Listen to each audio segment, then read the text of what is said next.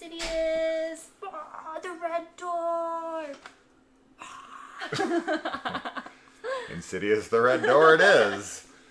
So, we've got to see this finally. We're 2 days late because that's life right now when you're moving. That's life. We got to see this in Phoenix in a very big theater compared to what we're used to. Mm-hmm.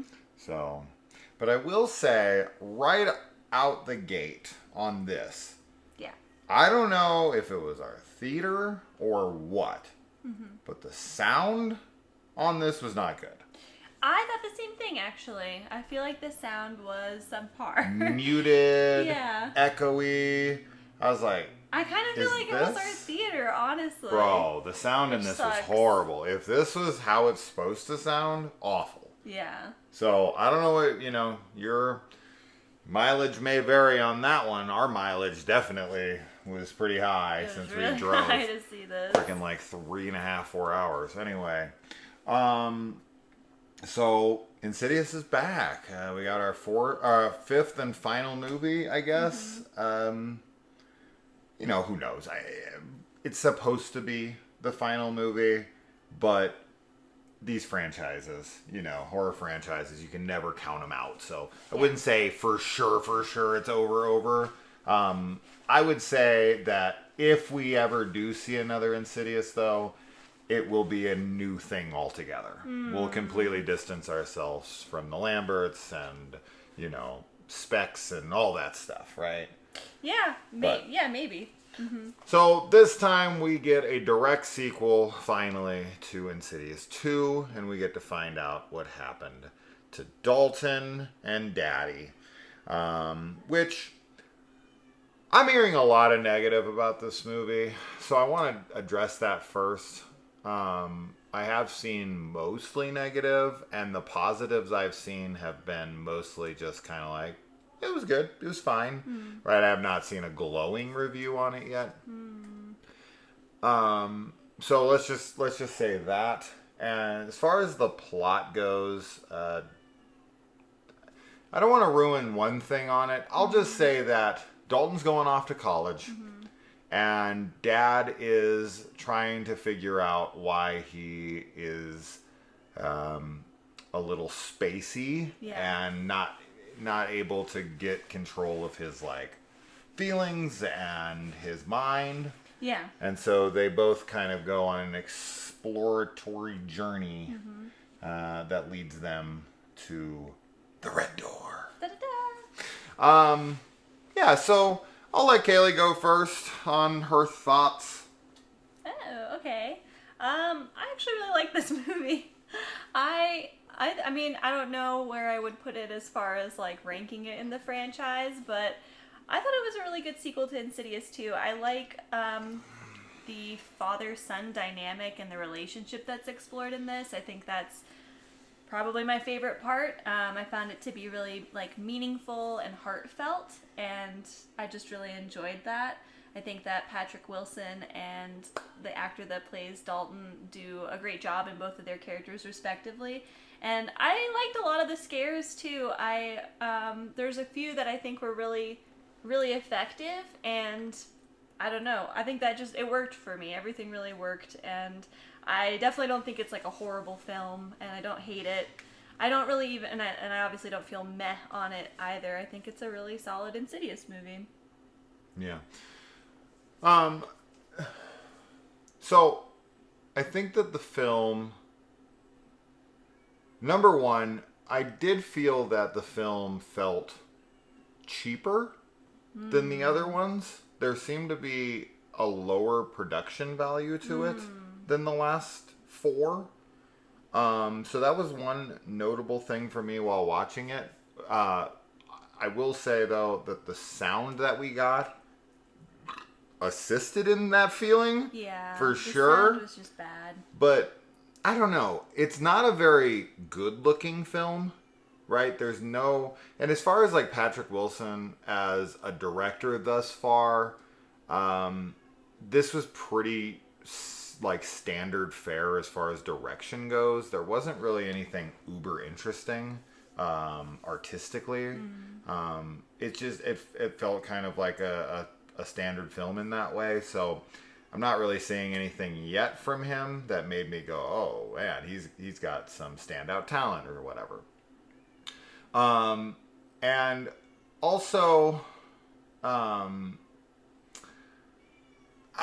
guess I should say that I did like the movie, but it definitely, I think the reason why the movie is not getting liked much is because it doesn't feel as much like an Insidious film as the other ones do.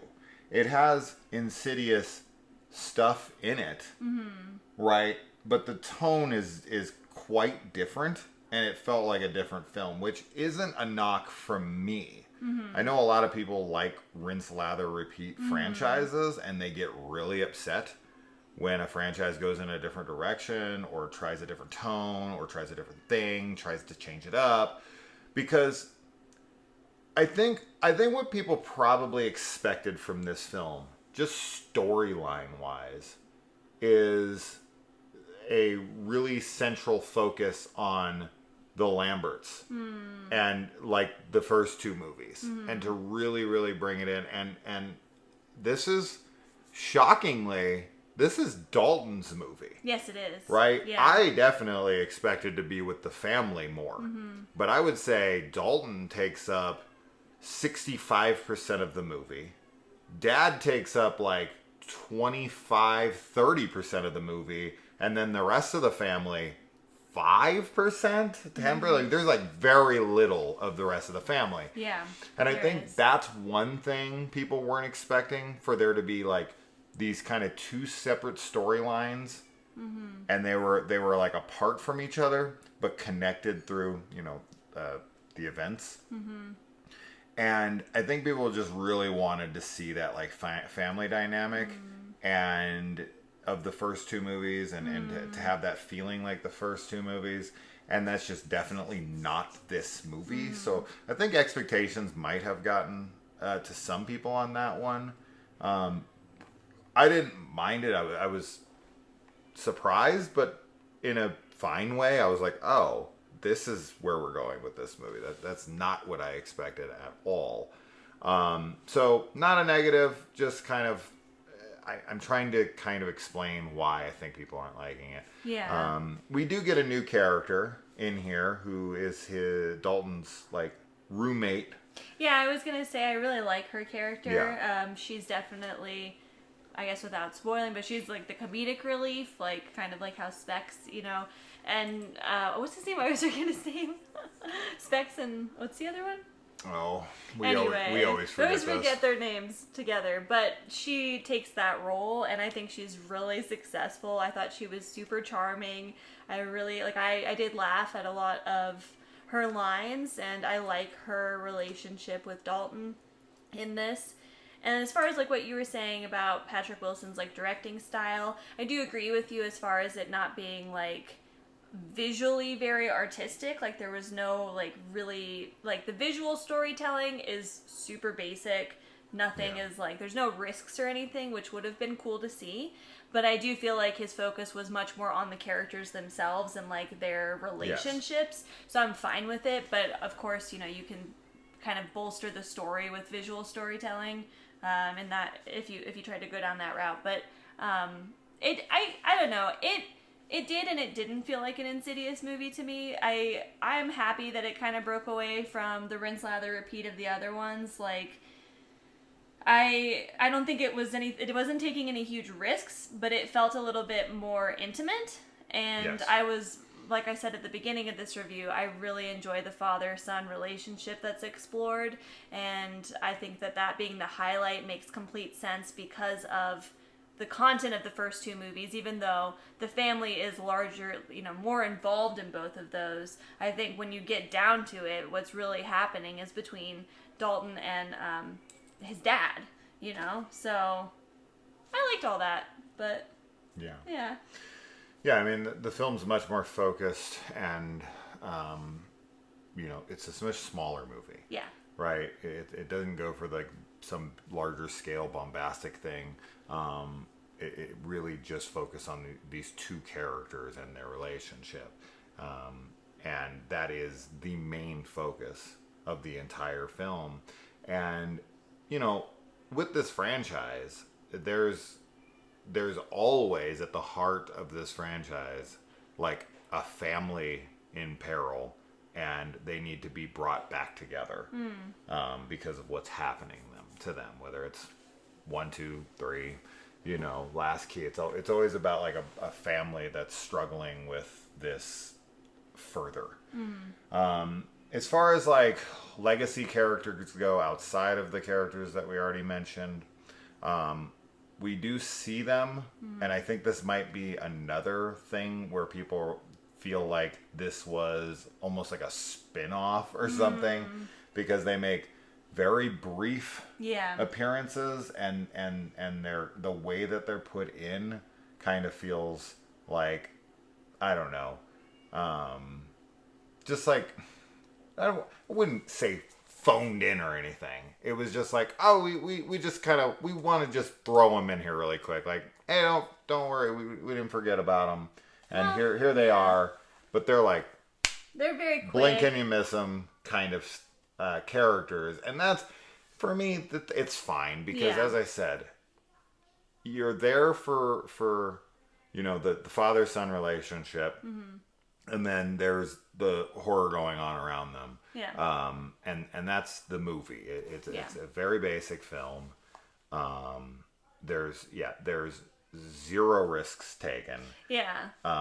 There's nothing new added to the franchise or anything, but it does kind of try to be its own thing. And I'm okay with that. Like, it's good. I like it. There's new stuff added to the franchise in terms, of course, of the characters and, you know, what they go through, but not necessarily in terms of, like, the rules of the universe or, like, anything like that.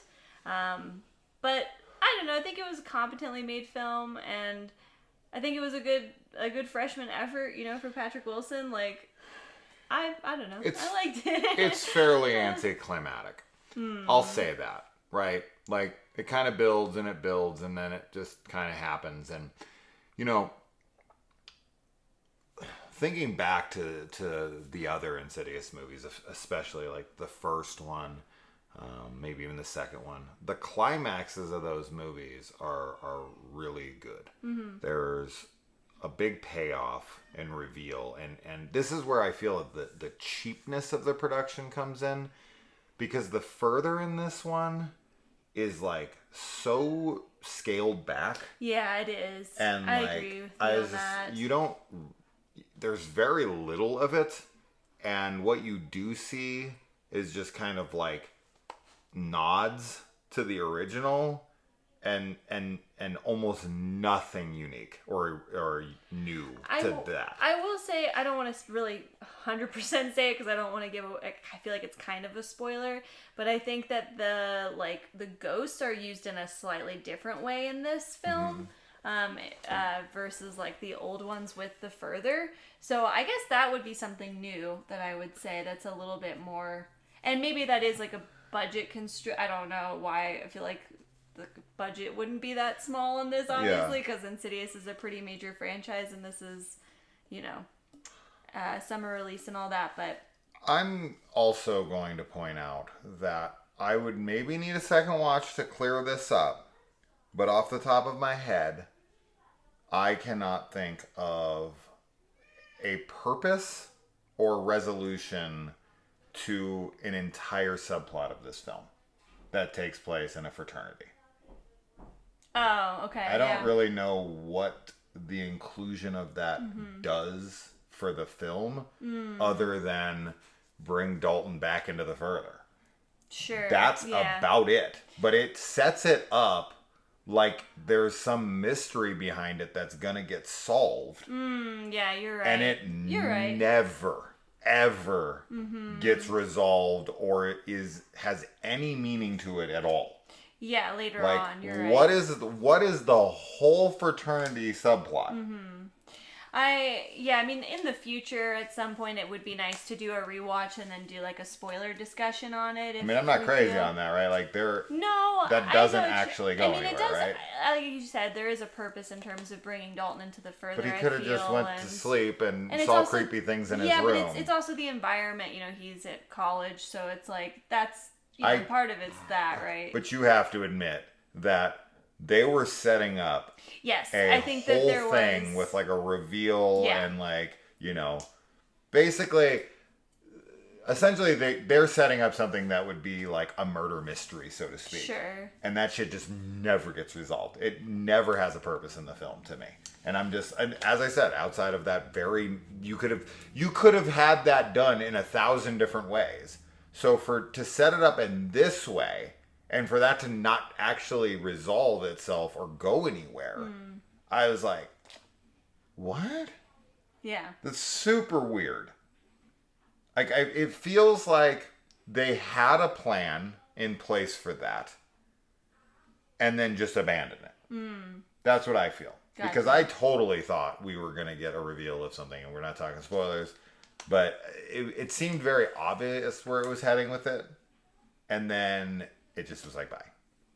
So anyway, so that's that. I wouldn't say I'm disappointed, but I will say this. It feels like a direct to streaming entry. The production value on this didn't feel theater worthy. I felt like this was like a straight to Netflix, Hulu, whatever. Like, that's what it felt like to me, production wise. Yeah, I'm not disappointed. Almost like 2 episodes of like an Insidious television series. That would be really cool.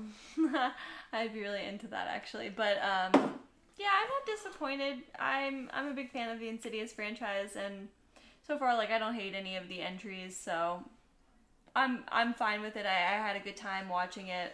And but I think maybe you're right with the production quality. I do agree with you that it felt lesser, and if it was released in streaming instead, I would have I could definitely see that.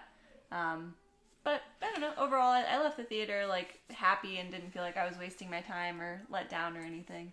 If you're not interested in the exploration of Dalton and his dad's relationship, and you don't like this added comedic relief character, you're not gonna like the movie.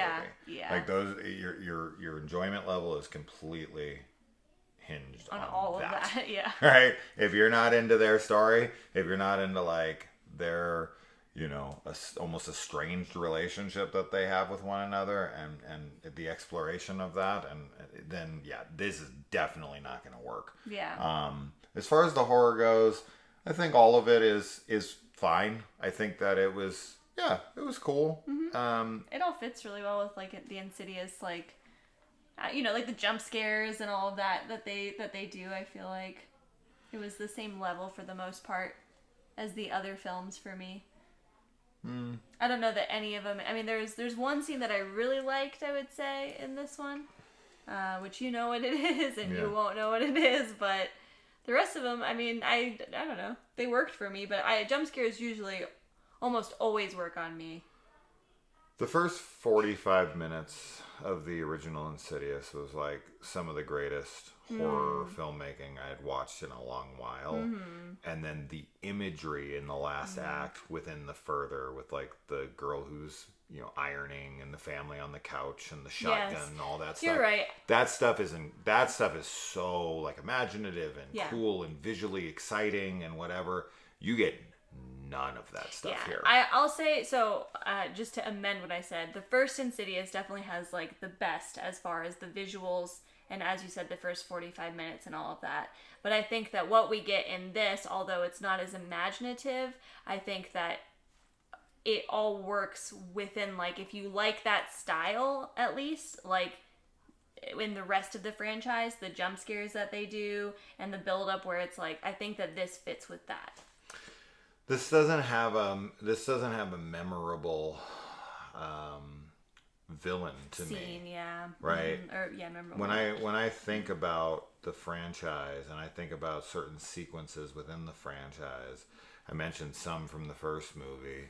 There's stuff in the second movie with the the bride or whatever she's called. What's she? The Bride in Black. Black Bride or whatever. There's that. There's the really, really memorable scene in 3 where she's like kicking her freaking casts off and walking on her broken legs, and like her body is like armless and legless and all that stuff. Like all that stuff, that felt very like Hellraiser, Hellraiser Inferno actually. And part 4, I really liked like the design of the creature with like the keys for fingers and all that stuff. Like all that was there. This one doesn't have that. I don't have any. There's no creature in this. The like scariest image I saw in this entire film was something Dalton painted on his canvas. There was a face like near the door before it like becomes what it becomes. Yeah. Right before that, there's a face, and it was like, what the hell is that? This movie is much more like, not to just, I mean, I feel like we're kind of repeating ourselves at this point, but it is much more about like the character relationship versus the creatures or the whatever, the monsters. So we won't repeat ourselves anymore. I'm just trying to give a much clearer idea of our thoughts and this in the franchise. I would say this is my least favorite of the franchise. Oh, wow. Okay. But I like the franchise a good amount. I mean, is it not yours? I guess it might be. I don't know, but like it's hard because I like when someone says like, that, it sounds like oh my god. It's like because I was like I don't know where. If I say like the Two Towers is my least favorite Lord of the Rings, it's still a 10 out of 10. Yeah, I mean, right? It's like, not a knock. Yeah, I guess you're right. I guess in the overall in the franchise, it probably would be my least, especially like as we were just going through talking about like the different memorable scenes and pieces from the other films. But I still enjoyed this movie, and I'm just happy I enjoyed it because I was really nervous that I would like very much dislike it, and I don't dislike it. It's not a 10 out of 10 for me, but it's probably not going to make like any of my top 10s at the end of the year or anything, but no. I still am happy with what I got for the most part. I'm fine with it. Yeah, it's a bit of a disappointment, but I don't hate it like everyone seems to be hating it. I just think it's a subpar Insidious installment, but still enjoyable enough, and maybe will grow on me on future viewings. It's going to be the black sheep of this franchise. Yeah, it is. For sure. It's going to be the one that people are like, maybe it'll get a little cold following later on. Justice for his little roommate. She was cool. My favorite part of the movie actually is her. She was wonderful. She was super funny. So and very charismatic. So yeah, I loved her. Yeah. That's that. Anything more? No, I think that's it. All right.